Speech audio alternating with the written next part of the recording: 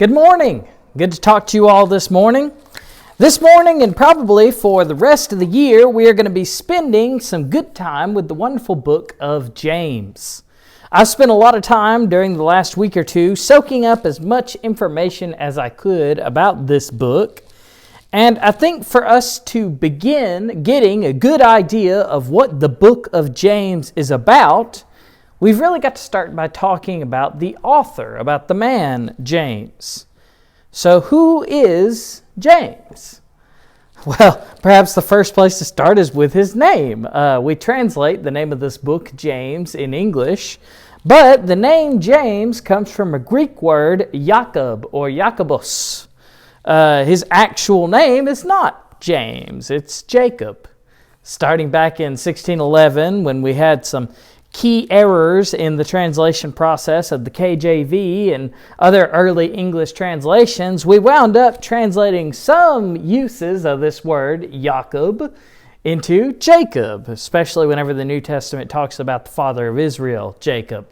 But then many of the contemporaries of Jesus who had this same name, the people that were alive during this time, they translated their name as James.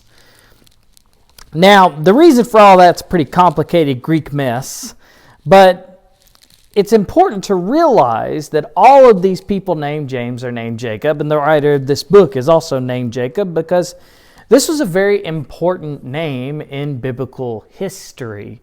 And I think the book itself kind of uses that to give some importance to what it's saying. We'll kind of get to that in a minute. Let's get a little more information about James or Jacob. Almost all commentators and scholars agree that the James or Jacob that wrote this New Testament book is the same Jacob that is mentioned in Matthew 13:55. That is, he is the brother, or depending on how you want to say it, the half-brother of Jesus. He is a son of Mary and Joseph. Paul tells us quite a bit more about this same James in the book of Galatians. In Galatians chapter 1, verse 9, we learn that this brother of Jesus became a huge leader in the early church.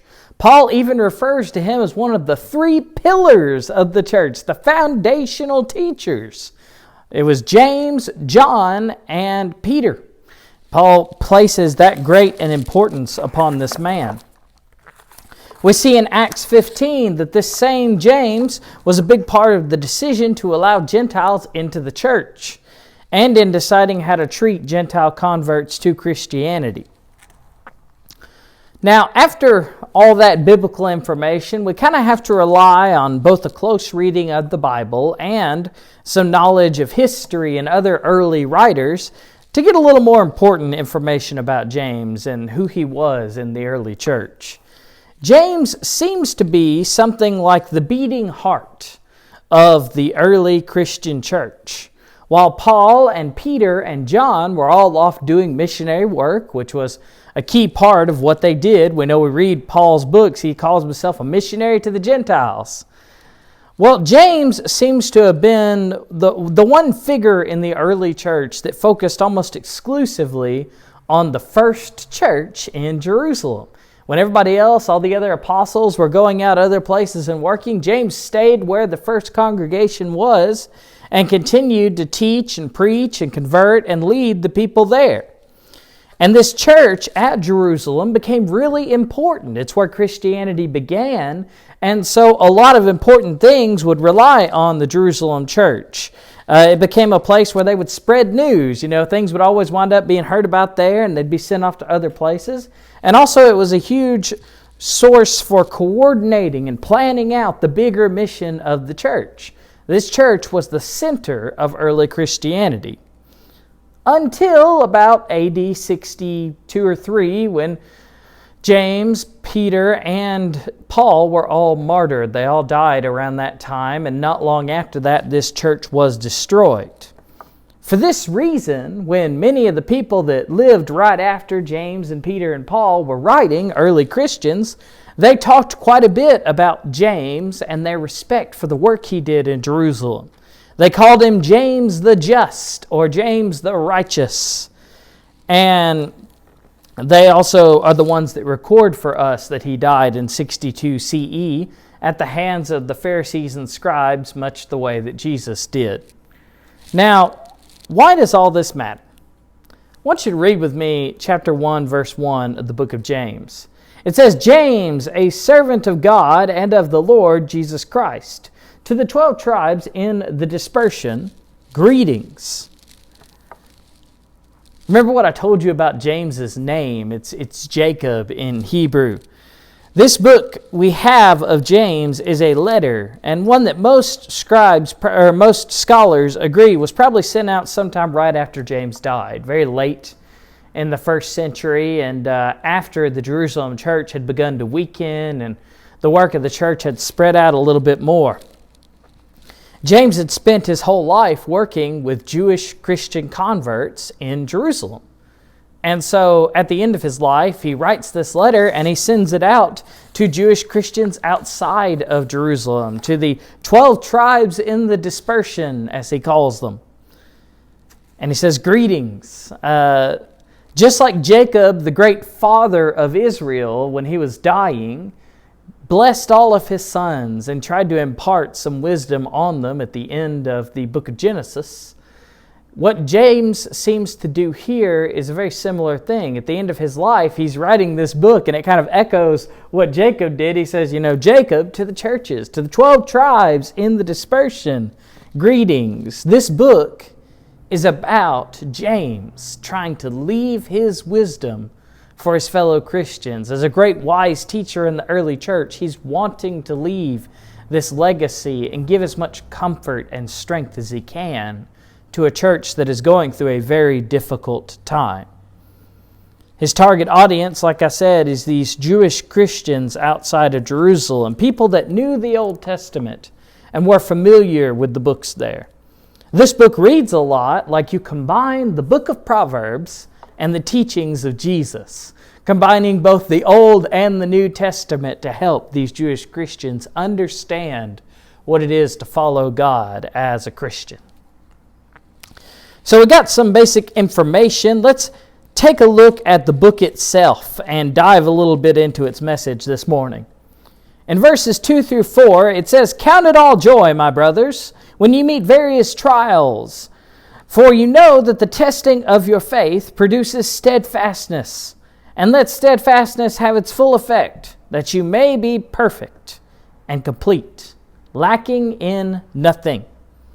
Pay really close attention to the wording here in James 1, 2 through 4. James begins with this word. My translation translates it count. Yours may say consider. But he's saying, I want you to think about this. Count it all joy. Think of it as all joy. He wants us to think about our lives and the things going on in them. And he says, consider or count it all joy when you meet trials of various kinds. I hear this, and if you're anything like me, maybe you just kind of chuckle. It's kind of funny almost that James would say that, because the very idea that I would enjoy trials goes against why we call them trials. If something is difficult, it is generally thought of as unenjoyable. Also, being 2020, I kind of chuckle at anybody saying, yeah, rejoice in this year and all the difficulty you've had. Don't let it bother you. It almost sounds ridiculous. You might read it and you might think, James, why would I rejoice when I go through trials? And what James is saying is that we need to change our attitude about life, change our thought about trials. He realizes that trials are not fun. That's what makes them trials. He does call them that.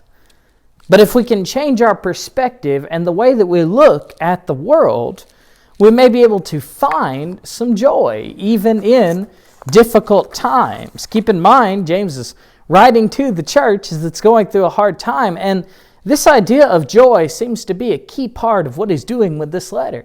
He wants the church to have joy. And so it's the first thing he brings up. He tells us in verse 3 that though these circumstances may not be fun, when we look at them as God's people, we should see, even in difficult times that test our faith, that there's an opportunity to grow in faith. It is the very testing of our faith that strengthens it. Now, James is not saying that this testing comes from God or that God is testing us by putting us in hard times. James is going to talk more about how really it's the world that we live in that is infected by sin that produces the hard circumstances that we deal with. There's nothing good about these difficult circumstances themselves. There's nothing good about the fact that we go through trials. But we can use our difficulties as opportunities to strengthen our faith, to take something good even from a terrible situation. And if we can do this, if we can begin to do this, we can produce faith that endures. If we can let our faith endure, then it can grow more and more complete. Think of it this way. My suffering is not good. It's not fun. But because of my relationship with God, I can gain something from all my suffering. When I grow or when I learn, then at least it's not pointless. Here's what I think James is saying to us. And I want you to hear me. Maybe read James 1, 2 through 4, some on your own this week, and consider what you think. James is saying all this probably pretty close to his own death.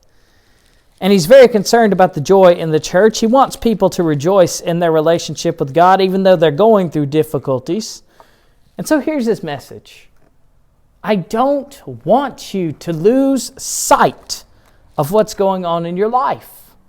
Consider it joy. I want you to experience the joy in Christ. There are going to be times when we hurt, when we go through something extremely painful. It might be loss, illness, disability, burnout, whatever it is. But we've got to realize something so important. God is with us. So when we go through those times, hold on to God and find some joy. Find some joy knowing that yes, this hurts, but God's right there with you, hurting too.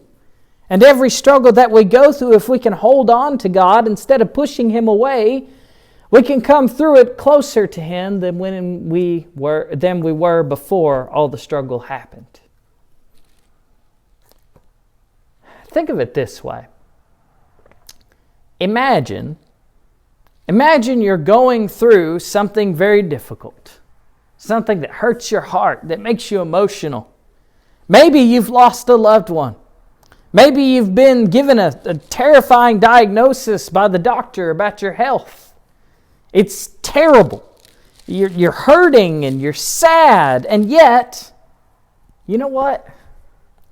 You got this amazing friend. They heard about what happened to you. They heard about your diagnosis. They heard about your loss. They drop everything. They immediately come to where you are. And they sit with you. They talk you through everything that you're going through. And you feel like you could just tell them everything and anything. And they'd listen and they'd love you. It doesn't change the bad news you've had. It doesn't change the pain you're going through. It doesn't change your physical circumstance. But it does bring you some joy that you discovered this person cares so much more about you than you realized. And when your circumstances finally do change and improve, are you ever going to forget what this friend did for you in your time of need? No. You'll be on a whole new level of trust and care for that person because they were there for you. This is what James is describing as a key part of the Christian relationship with God. God is that person. When you're going through difficulty and struggle and you feel all alone, God is the one that is there, who cares so much, who is ready to hear every one of your struggles, who wants to be with you through your hard times. That's where the joy comes through in difficulty. When we go through hardships that test our faith, a natural thing to do is to start separating from God or losing faith in Him. Satan tries to convince us God doesn't care. what you're going through. But the reality is, God is that friend. He's right there with you. He's waiting for you to call Him, to pray for Him. And He will carry you through every step of your struggle. That brings a smile to my face.